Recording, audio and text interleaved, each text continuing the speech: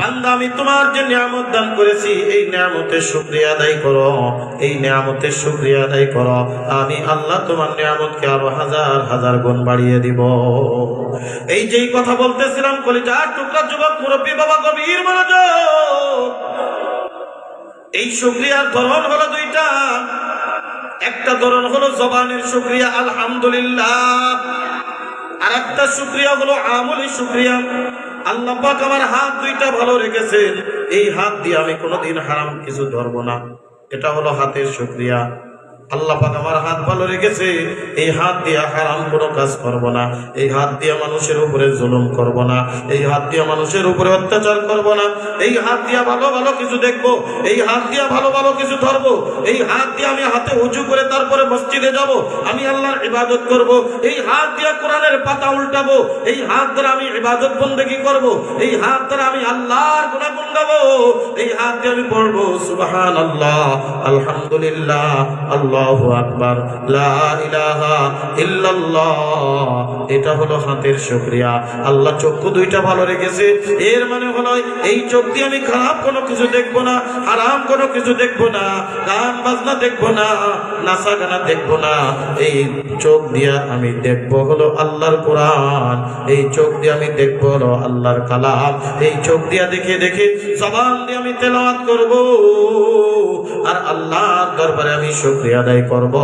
এটা হলো জবানের শুকরিয়া। এটা কিসের?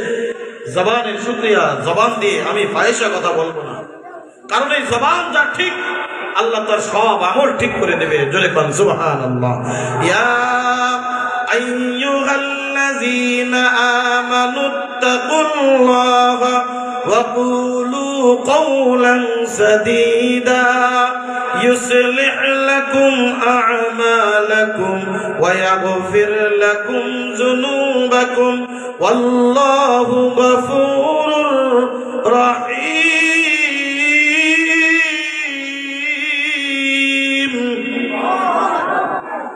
আল্লাহ পাক রব্বুল আলামিন বলেন, হে আমার ইমানদার বান্দা বান্দিরা,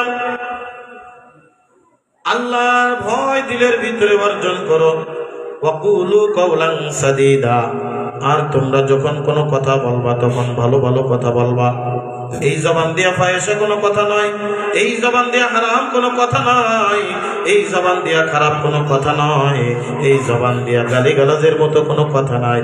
এই জবানটা আল্লাহর বড় দান, এই চক্ষুটা আল্লাহর বড় দান, এই কানটা আল্লাহর বড় দান, এই ব্রেনটা আল্লাহর বড় দান, এই হাতটা আল্লাহর বড় দান।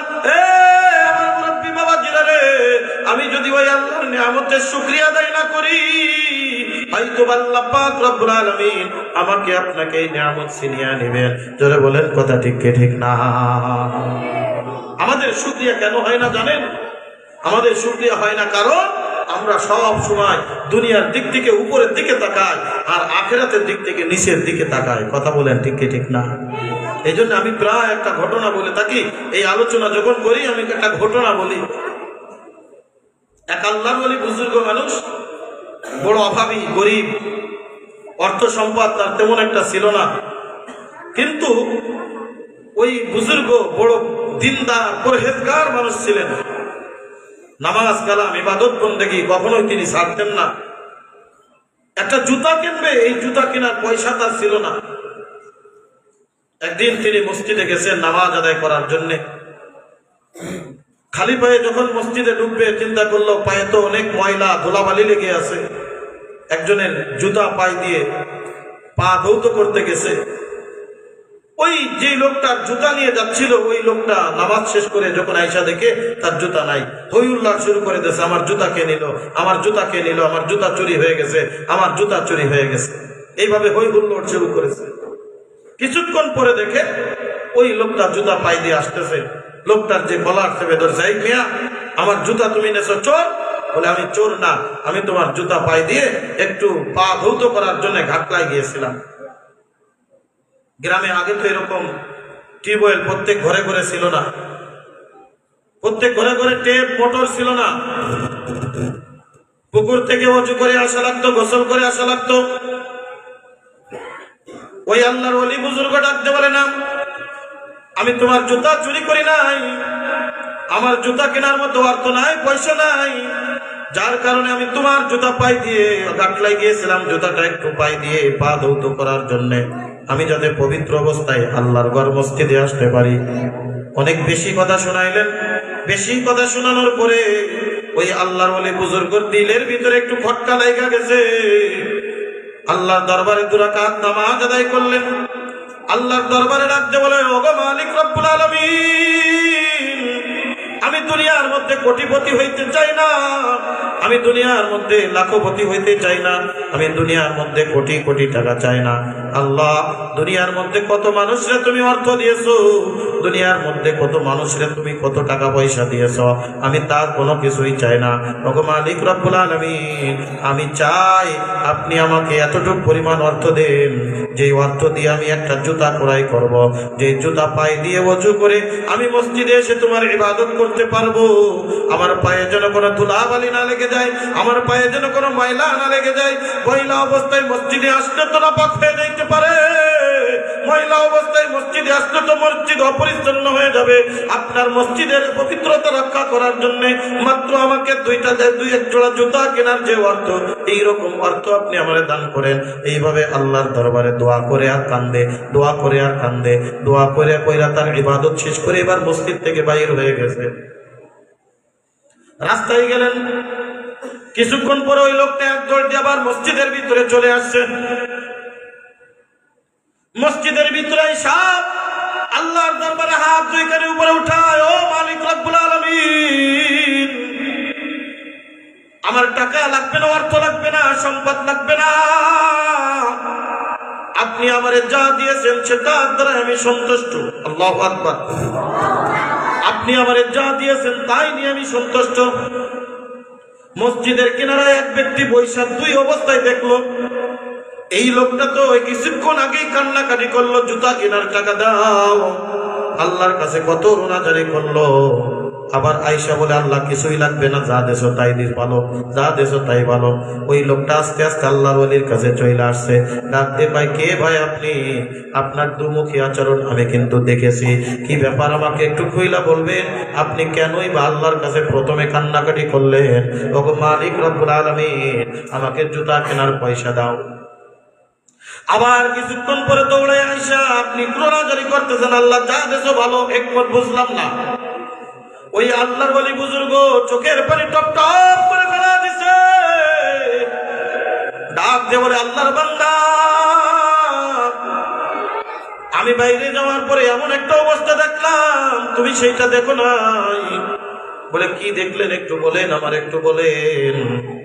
ডাক দিয়ে বলে, আল্লাহর বান্দা, আমি যখন আল্লাহর কাছে জুতা কেনার টাকা চেয়ে রোনাজারি করলাম, মসজিদ থেকে বাইর হইলাম, আমি মসজিদ থেকে বাইর হওয়ার পরে দেখি আমার সামনে এমন একজন বান্দা হাজির, যাই 2টা পাও নাই, নিতম্বের উপরে ভর দিয়া দিয়া চলে, নাই পাও নাই, নিতম্বের উপরে ভর দিয়া দিয়া চলে।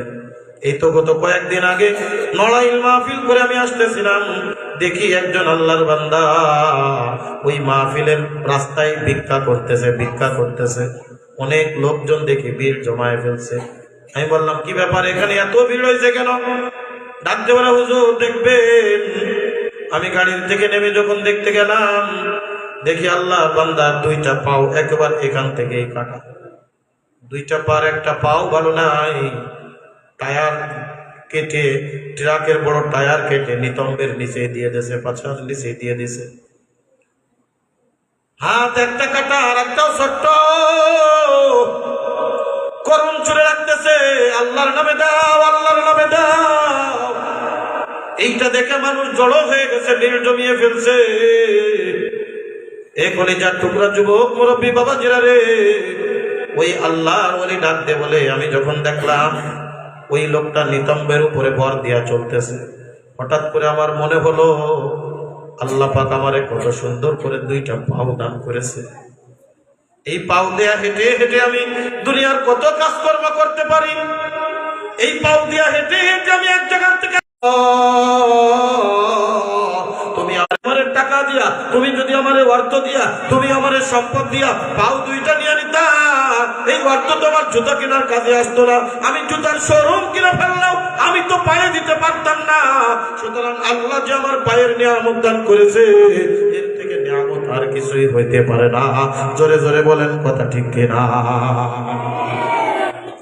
এই কারণে আমার আল্লাহ পাক রব্বুল আলামিন ডাকতে বলেন, লা ইন শাকারতুম লা আযীদান্নাকুম ওয়া লা ইন কাফারতুম ইন্না আযাবি লাশাদীদ। আরেকটু জোরে বলেন আল্লাহু আকবার। আল্লাহ পাক রব্বুল আলামিন বলেন, বান্দা তুমি যদি নিয়ামতের শুকরিয়া আদায় করো, আমি আল্লাহ তোমার নিয়ামত বাড়িয়ে দিব। আর যদি নিয়ামতের না শুকরি করো, আমি আল্লাহ তোমার নিয়ামত দুনিয়া থেকে ছিনায় নেব। আখিরাতের মধ্যে কঠিন আযাব, কঠিন আযাব। আল্লাহর নবী মুসা কালিমুল্লাহ আলাইহিস সালাতু ওয়াস সালাম আল্লাহর সাথে তুর পাহাড়ে কথোপকথন করতেন সরাসরি, বিনা হাইলে, বিনা মাধ্যমে। সুবহানাল্লাহ। কোন মাধ্যম লাগতো না। তুর পাহাড়ে গিয়ে আল্লাহর সাথে ডাক দিয়ে বলতেন, ওগো মালিক রব্বুল আলামিন। সাথে সাথে আল্লাহ ডাক দিতেন, লাব্বাইক ইয়া মুসা কালিমুল্লাহ। আল্লাহর নবী মুসা তুর পাহাড়ে গিয়ে আল্লাহর ডাক দিলে সাথে সাথে আল্লাহ পাক রব্বুল আলামিন ওই মুসা কালিমুল্লাহর ডাকের সাড়া দিয়ে দিতেন। আল্লাহর নবী মুসা একদিন এরকম যাচ্ছে আল্লাহর সাথে কথা বলার জন্য। প্রতিমধ্যে তিন ধরনের লোকের সাথে তার দেখা। একজন ব্যক্তির উলঙ্গ, জামা কাপড় নাই, জামা কাপড় নাই, কোন রকম এরকম ভাবে বালু দিয়া লজ্জা স্থান ডেকে রাখছে। আর একটা আপেল ভক্ষণ করতেছিল, আপেল খাইতেছিল। ডাক দেখে আল্লাহর নবী মুসা, আপনি কই যান? বলে, আমি তো আল্লাহর সাথে কথা বলার জন্য তুর পাহাড়ে যাইতেছি। ওই আল্লাহর বান্দা ডাকতে বলে, ওগো আল্লাহর নবী মুসা কালিমুল্লাহ, আপনি আল্লাহর সাথে আমার কথা একটু শেয়ার করবেন, বলবেন? আল্লাহ পাক আমার এত গরিবী হালাতে রাখছে, আল্লাহ পাক আমার এত করুণ অবস্থায় রেখেছে। ও মালিক রব্বুল আলামিন, আল্লাহর দরবারে আপনি বলবেন, আল্লাহ পাক আমাকে কি একটু অর্থ দিতে পারতেন না? আল্লাহ পাক আমার একটু সম্পদ দিতে পারতেন না?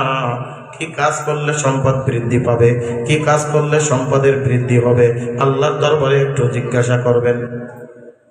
বলে, ঠিক আছে, আল্লাহর দরবারে বলবো।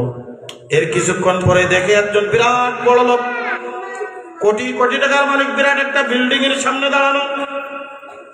ডাক দিয়ে কয়, আল্লাহর নবী মুসা কই যান? বলে, আল্লাহর সাথে কথা বলার জন্য যাইতেছি। বলে, আমার ব্যাপারেও একটু আল্লাহর কাছে বলবেন। বলে, তোমার আবার কি ব্যাপার, তোমার কি চাহিদা বলো? বলে, আমার চাহিদা না, আল্লাহ পাক রব্বুল আলামিন আমাকে যে এত অর্থ দান করতেছে, আমি তো এত অর্থ চাই না। শুধু তো সম্পদ বাড়ে, শুধু তো সম্পদ বাড়ে, শুধু তো সম্পদ বাড়ে। জোরে কন্যা সুবহানাল্লাহ।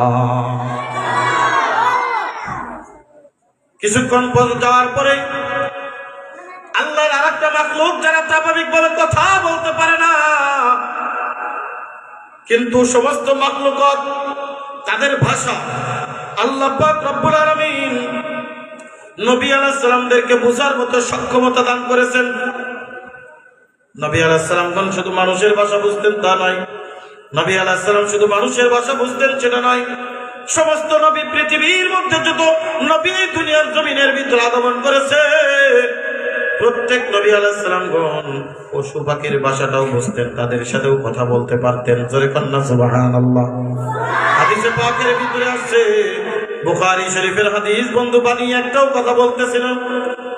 আল্লাহর নবী সাল্লাল্লাহু আলাইহি ওয়াসাল্লাম রাস্তা দিয়ে কোথাও যেন যাচ্ছিলেন, হঠাৎ করে তার পেশাবের বেগ দেখা দিল, ইস্তেঞ্জার চাপ দিয়া দিল। আল্লাহর নবী সাল্লাল্লাহু আলাইহি ওয়াসাল্লাম পেশাব করবেন, কিন্তু আড়াল দেওয়ার মতো কোনো স্থান ছিল না। আড়াল দেবে কোথায়, আড়াল দেবে কোথায়? আল্লাহর নবী সাল্লাল্লাহু আলাইহি ওয়াসাল্লাম এইবার সামনে একটা গাছ দেখেছে, ওই গাছরে ডাক দিয়ে বলে, এই গাছ, আমি পেশাব করব, কিন্তু আড়াল দেওয়ার মতো কিছু নাই, তুই কি একটু আড়ালের ব্যবস্থা করতে পারবি নি?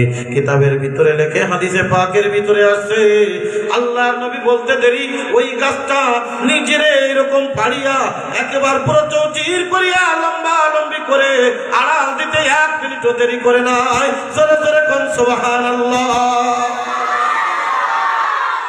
কেমন আল্লাহ পাক রব্বুল আলামিন তাদেরকে বানিয়েছিলেন, শুধুমাত্র বলেছেন আমি একটু আরাম করব, সাথে সাথে গাছ তার আড়ালে চলে আসতে ঘিরে ফেলে দিয়েছে। শুধু তাই নয়, আল্লাহর নবী সাল্লাল্লাহু আলাইহি ওয়াসাল্লাম উনি আসমানের দিকে তাকিয়ে আসমানের দিকে আঙ্গুলের ইশারা করছে, আসমানের চন্দ্র দ্বিখণ্ডিত হয়ে গেছে। সুবহানাল্লাহ। আল্লাহর নবী মুসা কালিমুল্লাহ আলাইহিস সালাতু ওয়াস সালাম এরকম পশু পাখির বাসি বুঝতেন। হঠাৎ করে দেখে এক ঝাঁক হাঁস, হাঁস ছিলেন তো, হাঁস হাঁস থাকে কোথায় বলেন তো? পানিতে। হাঁস বেশিরভাগ সময় থাকে কোথায়? পানির ভিতরে। হাঁস বড় আরামে থাকে, পানির ভিতরে সাঁতরিয়ে বেড়ায়। এক বেলা হাঁস আল্লাহর নবী মুসা কালিমুল্লাহ আলাইহিস সালাতু ওয়াস সালাম রে ডাকতে বলে, ওগো আল্লাহর নবী আপনি কই যান? বলে আল্লাহর সাথে কথোপকথন করতে যাচ্ছি। ওই হাঁসের গ্রুপ ডাকতে বলে, আল্লাহর নবী মুসা একটু আল্লাহর দরবারে জিজ্ঞাসা করবেন, দীর্ঘদিন পর্যন্ত পানি হয় না, আমরা তো পানির ভিতরে সাঁতরাইতে পারি না, খাল বিল সবকিছু শুকায় গেছে, কোথাও পানি নাই, কোথাও পানি নাই, আমাদের জন্য বড় কষ্ট হয়ে যাচ্ছে। আল্লাহ পাক রব্বুল আলামিন কতদিন পরে বৃষ্টি দান করবেন, কতদিন পরে নিয়ামতের রহমতের বৃষ্টি দিবেন, আল্লাহর কাছে একটু জিজ্ঞাসা করবেন। বলে ঠিক আছে যাই। আল্লাহর নবী মুসা কালিমুল্লাহ আলাইহিস সালাতু ওয়াস সালাম আল্লাহর সাথে কথোপকথন নিজের সবকিছু শেষ করিয়া এই 3 জনের ব্যাপারে জিজ্ঞাসা করতেছে। ওগো মালিক রব্বুল আলামিন, 1 নম্বরের শেষের থেকে শুরু করি। ও মালিক রব্বুল আলামিন, ওই যে হাঁসের গ্রুপটা আমার কাছে জিজ্ঞাসা করেছিল কতদিন পরে আপনি বৃষ্টি দান করবেন, আপনি যদি একটু বলতেন তাহলে হাঁসেরা তো আমার জন্য অপেক্ষা করতেছে, তাদেরকে আমি বলতাম। আল্লাহ পাক রব্বুল আলামিন ডাকতে বলে, হে মুসা আমি আল্লাহ পাক রব্বুল আলামিন সিদ্ধান্ত নিয়েছি, 1 দিন 2 দিন নয়, 1 মাস 2 মাস নয়, 1 বছর 2 বছর নয়, 40 বছর পরে আমি দুনিয়ার জমিনে রহমতের বৃষ্টি দান করব। কয় বছর? 40 বছর। কম না বেশি? অনেক বেশি। আমাদের দেখেন না, যখন প্রখর রৌদ্র পড়ে যদি 1 মাস বা 15 দিন বৃষ্টি না হয়, আমরা ইস্তেসকার নামাজ আদায় করি। কথা বলেন ঠিক কিনা? বৃষ্টির নামাজ আদায় করি, আল্লাহ বৃষ্টি দাও, আল্লাহ বৃষ্টি দাও। 40 বছর পরে বৃষ্টি দিব।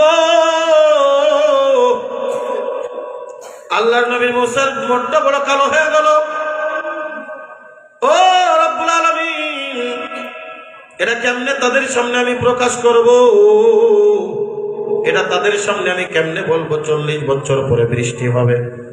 ডাকতে বলে, আল্লাহ এইবার ওই দ্বিতীয় লোকের কথা বলেন, যেই লোকটার অঢেল সম্পদ আপনি দান করেছেন, কোনোভাবেই তো সম্পদ কমাইতে পারতেছে না, কমায় আর বাড়ে, কমাইতে যায় আর বাড়ে, কমাইতে যায় আর বাড়ে, যত দান করে তত বাড়ে।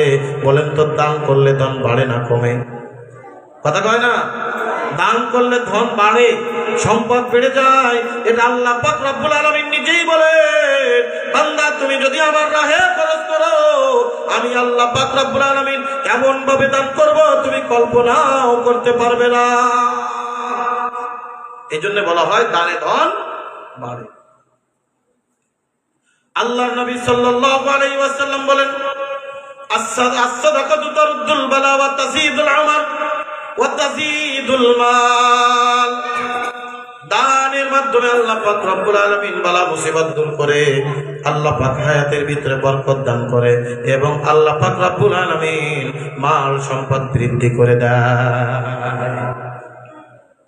ওই আল্লাহর বান্দার কথা জিজ্ঞাসা করার পরে আল্লাহ পাক রব্বুল আলামিন ডাকতে বলে, মুসা ওই বান্দা মাল সম্পদ কমাইতে চাই, তুমি তার একটা কাজ করতে বলো। বলে কি কাজ বলো? বলে সেজন্য আমার নাশুকরি করে। কি করে? কথা বলেন না, কি করে? নাশুকরি করে। তার যে আমি নিয়ামত দিয়েছি সেজন্য বলে কি দিয়েছেই বা আল্লাহ। আছেন আমাদের মধ্যে এমন মানুষ, আল্লাহ তারে কত দিয়েছে, যখন জিজ্ঞাসা করবেন ভাইজান কেমন আছেন, বলে না হুজুর সুবিধা যাচ্ছে, দিন বর্তমান চলে না ভালো, সব কিছু দাম বেড়ে গেছে, সব কিছু, এবং আল্লাহ কি দিল আমারে, কি বলতে পড়লাম, এইভাবে দেখবেন মুখ এমন ভাবে ভেকচি মেরে পড়ে মনে হয় আল্লাহ তারে কোনো নিয়ামত দান করে নাই। কথা বলেন ঠিক কি ঠিক না? আল্লাহ পাক ডাকতে বলেন, মুসা তুমি তারে যে বলবা আমি যে নিয়ামত দিয়েছি নিয়ামতের নাশুকরি করে। বলে রব্বুল আলামিন প্রথম লোকের ব্যাপারে এবার বলেন, যেই লোকটা একটা মাত্র আপেল খাইতেছিল, আর কোনো রিজিক তার কাছে নাই, পরবর্তীতে কি খাবে এটাও তার জানা নাই, তার কোনো পরনের কাপড় নাই, বালির ভিতরে কোন রকম ভাবে এরকম ভাবে বালি দিয়া লজ্জা স্থান ডেকে বৈশা আছে। এইবার আল্লাহ পাক রব্বুল আলামিন ডাকতে বলে, হে মুসা কালিমুল্লাহ তুমি ওই আমার বান্দারে ডাক দিয়ে বলবা সে যেন আমার শুকরিয়া আদায় করে। যদি বান্দা শুকরিয়া আদায় করে আমি আল্লাহ পাক রব্বুল আলামিন ওয়াদা করে দিলাম, বান্দা তুমি যদি শুকরিয়া আদায় করো আমি আল্লাহ পাক রব্বুল আলামিন তোমার নিয়ামত বাড়িয়ে দিব।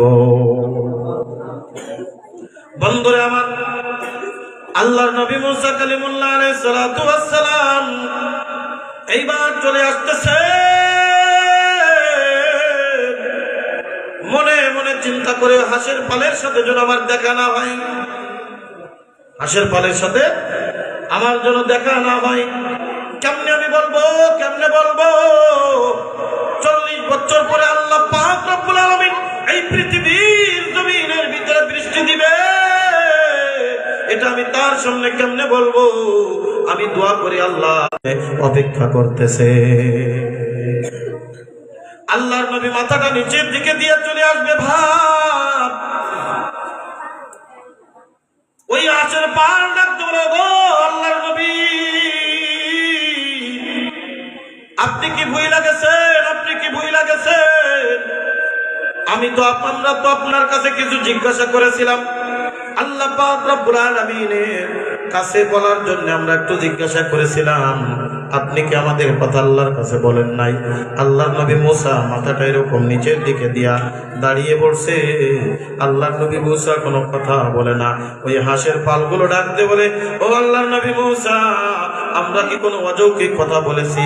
আমরা কি আপনারে কষ্টদায়ক কোনো কথা বলেছি? আপনি আমাদের প্রশ্নের জবাব কেন দিচ্ছেন না?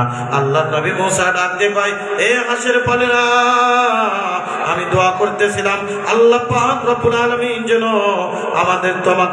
তোমাদের সাথে সাক্ষাৎ না করায়। তোমাদের সাথে সাক্ষাৎ হয়ে গেল, তোমাদের জন্য আমি ভালো কোনো খবর আনতে পারি নাই, তোমাদের জন্য আমি ভালো কোনো সংবাদ আনতে পারি নাই।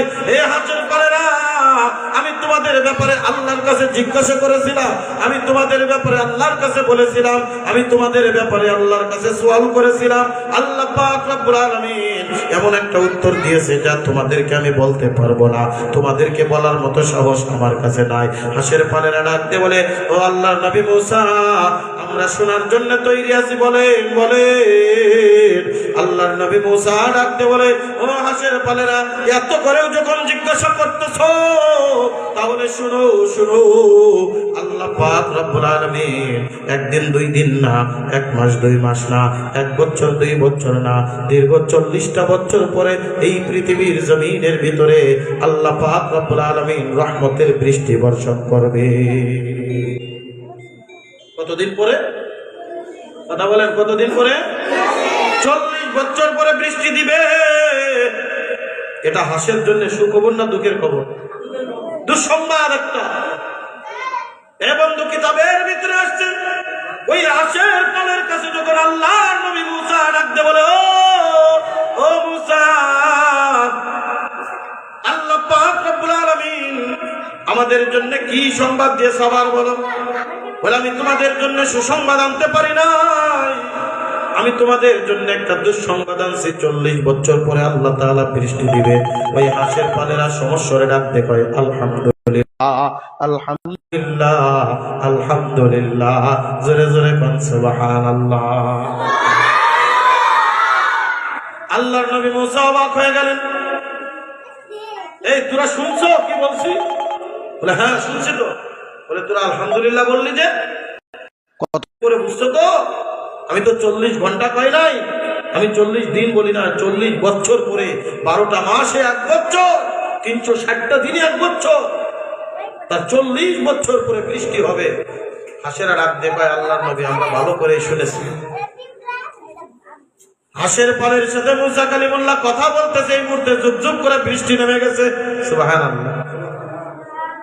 হাঁসের পালের সাথে কথা বলে আর বৃষ্টি নেমে গেছে। আল্লাহর নবী মুসা এবার একটু লজ্জিত হয়ে গেছে। হাঁসের পালেরা যার যার মতো ছোটাছুটি করতেছে, বৃষ্টির মধ্যে ছোটাছুটি করে। আল্লাহর নবী মুসা আলাইহিস সালাতু ওয়াস সালাম আল্লাহর উপর একটু রাগান্বিত ভাব হয়ে গেছে। এক দৌড় দিয়ে চলে গেছে তুর পাহাড়ের ভিতরে। ডাক দিয়ে বলে, রব্বুল আলামিন আপনি বললেন কি আর করলেন কি, বললেন কি আর করলেন কি, বললেন কি আর করলেন কি। আপনি তো আমার লজ্জায় ফেলে দিলেন, আপনি তো আমার এরকম বিপদের মধ্যে ফেলাই দিলেন। আল্লাহ পাক রব্বুল আলামিন ডাক দিয়ে বলে, মুসা কি হয়েছে বলো। ডাক দিয়ে বলে, রব্বুল আলামিন আপনি না বলেছেন 40 বছর পরে বৃষ্টি হবে? বলে হ্যাঁ তো বলেছিলাম। বলে আমি হাঁসেরকে তোমার সংবাদ শোনায় দিলাম, সংবাদ শোনানোর সাথে সাথে আপনি কেমন করে বৃষ্টি দিলেন? হাঁসের কাছে তো আমি বড় লজ্জিত হয়ে গেলাম। আল্লাহ পাক রব্বুল আলামিন ডাক দিয়ে বলে, এ মুসা কালিমুল্লাহ আমার লিপিবদ্ধ তো এইরকম করাই ছিল, আমার তো এইরকম একটা তাতাবুক করা ছিল, এইরকম তো একটা শিডিউল করা ছিল, 40 বছর পর আমি বৃষ্টি দিব। এ কালিমুল্লাহ এ মুসা, কিন্তু 40 বছর শোনার পরেও যখনই হাঁসেরা আমার সবার দরবারে শুকরিয়া আদায় করে বসলো, আলহামদুলিল্লাহ আমার রহমতের দরজায় জোশ মেরে উঠেছে, আমার রহমতের দরজায় ধাক্কা মেরে উঠেছে, আমি আর স্থির থাকতে পারি না। 40 বছরের কথা শোনার পরেও যেই হাঁসের পালেরা আমার শুকরিয়া আদায় করলো, আমি তাদেরকে যদি বৃষ্টি না দিই আমার রহমতের কোনো মানে হয় না, আমার রহমতের কোনো দরকার হয় না। আমি আল্লাহর রহমতের দরিয়ায় জোশ মেরে উঠেছে, আমি আল্লাহর সাথে সাথেই ডাকতে পারলাম, এই ইসরাফিল যা যা ওই জায়গায় তুই আমার রহমতের বৃষ্টি নাজিল কর। জোরে জোরে কোন সুবহানাল্লাহ। আল্লাহ তাআলা শুকরিয়া আদায় করলে নিয়ামত বাড়িয়ে দেন কে? আরো জোরে বলেন, নিয়ামত বাড়িয়ে দেন কে? আল্লাহ পাক রব্বুল আলামিন। এই জন্য বলেন, লা ইন শাকারতুম লা আযীদান্নাকুম ওয়া লা ইন কাফারতুম ইন্না আযাবি লাশাদীদ। বান্দা তুমি নিয়ামতের শুকরিয়া আদায় করো। আমরা হলে কি করতাম বলেন তো? 40 বছর ও দরকার নাই, মরে যাব। প্রথমে হা হুতাশ করে উঠতাম। যারা বলেন কথা ঠিক কি ঠিক না? প্রথমেই আমাদের হা হুতাশ। এই কারণে আল্লাহ পাক রব্বুল আলামিন ডাকতে বলেন, বান্দা তুমি নিয়ামতের শুকরিয়া আদায় করো, আমি আল্লাহ পাক রব্বুল আলামিন তোমার নিয়ামতের লক্ষ কোটি গুণ বাড়িয়ে দিব। বান্দা যেভাবেই নিয়ামত আমি দান করি, ওই নিয়ামতের যেভাবে শুকরিয়া আদায় করলে হয়, ওই নিয়ামতের যেভাবে শুকরিয়া আদায় করলে হয়। বান্দা তুমি নিয়ামতের শুকরিয়া আদায় করো, আমি আল্লাহ তোমার নিয়ামতকে হাজার হাজার গুণ বাড়িয়ে দিব। জোরে জোরে কোন সুবহানাল্লাহ। এই জন্য শুকরিয়া আদায় করবো কার? আল্লাহ যে হালাতে রাখে, যে অবস্থায় রাখে, যে পরিবেশে রাখে, আমরা ওই আল্লাহর শুকরিয়া যদি আদায় করতে পারি, আল্লাহ পাক রব্বুল আলামিন আমাকে আপনাকে নিয়ামত হাজার হাজার গুণ বাড়িয়ে দিবেন। সুবহানাল্লাহ। সম্মানিত হাজিরিন, আজকে যে ইসলামিয়া দারুল উলুম মাদ্রাসার উদ্যোগে দোয়ার মাহফিলের আয়োজন করা হয়েছে, কত বড় নিয়ামত, কত বড় বরকত এই মাদ্রাসা, দ্বীন, কুরআন, এটা আমি বলে শেষ করতে পারবো না। আল্লাহ তাআলা এত নিয়ামত দিয়ে, এত বরকত দিয়ে এই দ্বীন দুনিয়ার জমিনের ভিতরে প্রেরণ করেছেন। আমি কুরআনুল কারীমের সূরাতুল আনফালের একটি আয়াত আপনাদের মাঝে খুতবার ভিতরে আলোকপাত করেছিলাম, তেলাওয়াত করেছিলাম। আল্লাহ পাক রব্বুল আলামিন সূরাতুল আনফালের ভিতরে আমার আপনার এই দ্বীনের বিষয় নিয়ে আল্লাহ পাক রব্বুল আলামিন আলোচনা করেছেন। এই দুনিয়ার জমিনে আল্লাহ পাক রব্বুল আলামিন আমাকে আপনাকে প্রেরণ করেছেন। এই দুনিয়ার থেকে আমি আপনি চলে যাব, কিন্তু কিছুই আমার আপনার সঙ্গে যাবে না, সঙ্গে যাবে ঈমান আর আমল। কথা বলেন ঠিক কি ঠিক না? এই জন্য আল্লাহ পাক রব্বুল আলামিন বলে, বান্দা তুমি যদি এই দুনিয়ার জমিনের ভিতরে আমার খাঁটি ঈমানদার হয়ে যেতে পারো, আমি আল্লাহ পাক রব্বুল আলামিন তোমাকে এই দুনিয়ার থেকে জান্নাতের সুসংবাদ দিয়া আমি অন্ধকার কবরে তোমাকে আনবো। জোরে কোন সুবহানাল্লাহ।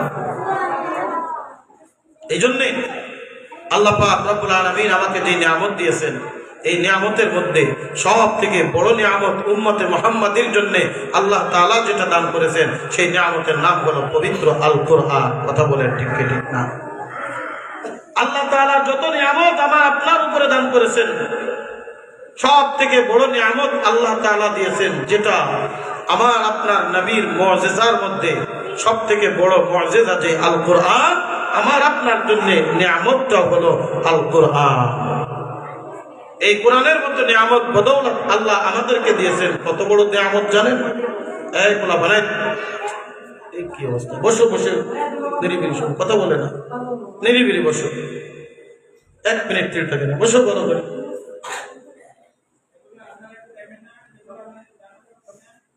এই যে নিয়ামত আল্লাহ পাক রব্বুল আলামিন দিয়েছেন সব থেকে বড় নিয়ামত হলো কোরআন।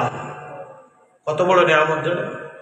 আল্লাহ পাক রব্বুল আলামিন এই মানব জাতি সৃষ্টি করার আগে এই কোরআন লিপিবদ্ধ করেছেন। বলেন সুবহানাল্লাহ। আল্লাহ পাকের সর্বপ্রথম দুনিয়া সৃষ্টি করার আগেই আল্লাহ পাক সৃষ্টি করেছেন কলম, আর এই কলম দিয়া আল্লাহ পাক রব্বুল আলামিন লিপিবদ্ধ করেছেন তার পবিত্র কালাম অর্থাৎ কোরআনুল কারীম। আল্লাহ পাক রব্বুল আলামিন এই কলমকে আদেশ করলেন, তুমি আমার কালামগুলো লিখতে থাকো, আমার কথাগুলো লিখতে থাকো, আমার কথাগুলো লিখতে থাকো। আল্লাহর কালাম লিপিবদ্ধ করা হলো, লৌহে মাহফুজে হেফাজত করে রেখেছেন। লৌহে মাহফুজের মধ্যে কোরআন হেফাজত করে রেখা হয়েছিল। আল্লাহ পাক রব্বুল আলামিন ফেরেশতাদের সামনে এই পবিত্র কোরআনের সূরা ইয়াসিন তেলাওয়াত করে একদিন শোনাচ্ছিলেন।